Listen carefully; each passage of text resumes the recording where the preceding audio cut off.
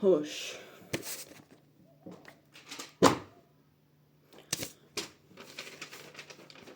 Bu videoda Crazy Frog musiqasi qancha pul ishlab topganini sizlarga aytaman va sizlar bilan bo'lishmoqchiman do'stlar.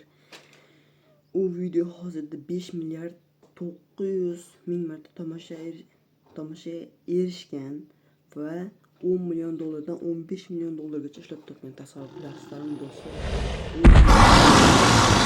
Meni olsa bo'ladi do'stlar u pulga. Lekin bu hali hammasi emas. Uni oldin bu kanal yana bitta video joyladi va 12 million marta tomosha qilindi. 12 million.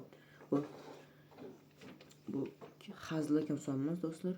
Va u musiqa kanallarda gaming yo'nalishiga qaraganda ancha ko'proq bo'lar ekan daromad.